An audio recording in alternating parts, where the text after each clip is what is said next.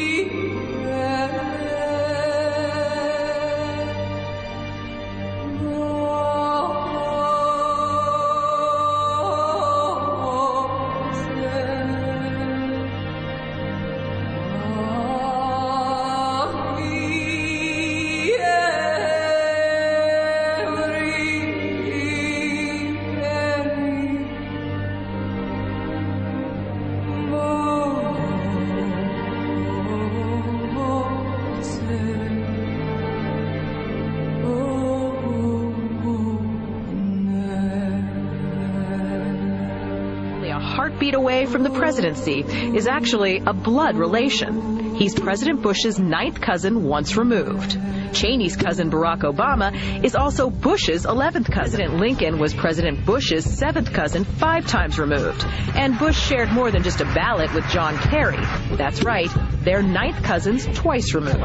Trace the family tree far enough and you get Madonna, Celine Dion, and Tom Hanks. Christine, you've heard the adage politics makes strange bedfellows. Apparently politics also makes for strange relations.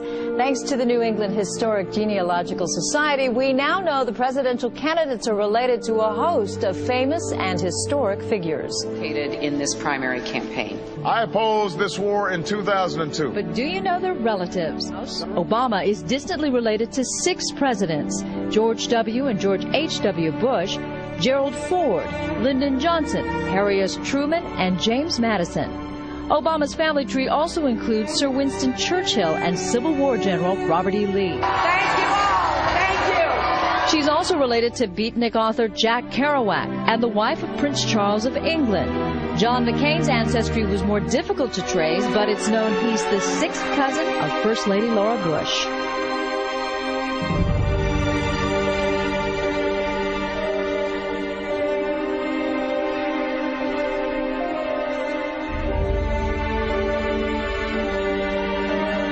Dark Lord Sauron forged in secret a master ring to control all others, and into this ring he poured his cruelty, his malice, and his will to dominate all life.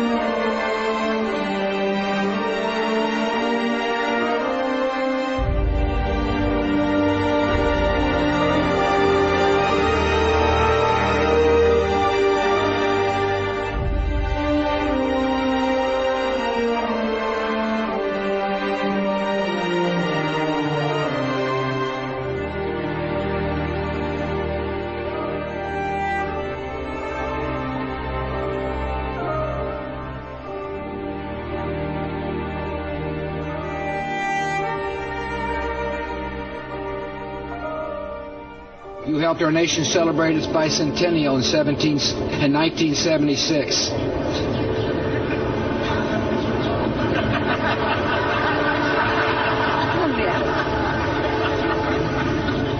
She gave me a look that only a mother could give a child.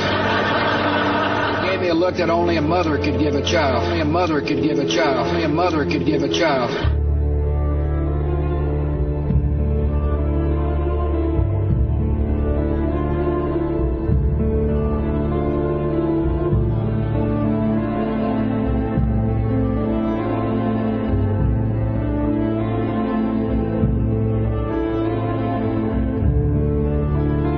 She gave me a look that only a mother could give a child.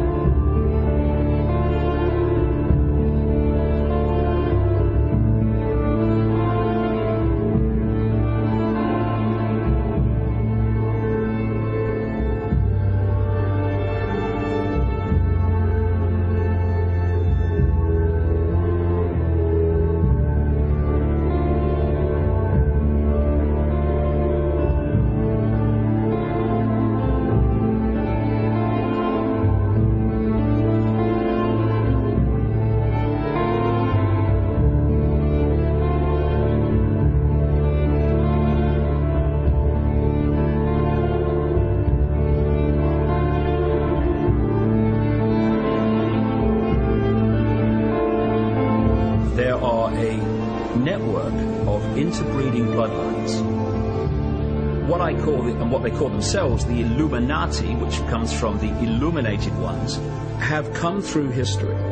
And as people began to reject overt, in-your-face dictatorship, they became the people who ran the system. It's all about genetics to these people. They're like horse breeders. Diana basically called herself the Windsor's brood mare, as she was brought into the web merely to be the vehicle to give birth to William. You look at the Bushes and people like that, and they look like you and me. The key element is what happens beyond the realm that we can see.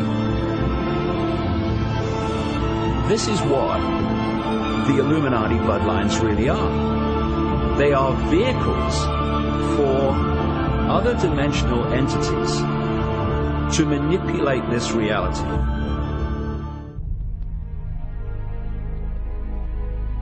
To understand it, you have to research so many different subjects and then fit the strands together before you go, wow, so that's what it's all about.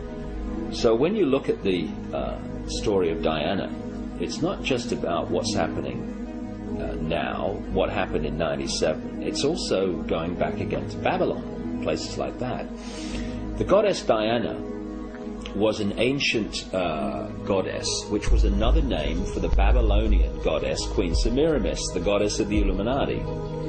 And one of the groups of people that worshipped Diana, the goddess, and did their rituals to her, were called the Merovingians. The Merovingians are one of the, if not the, key bloodline in the whole Illuminati network.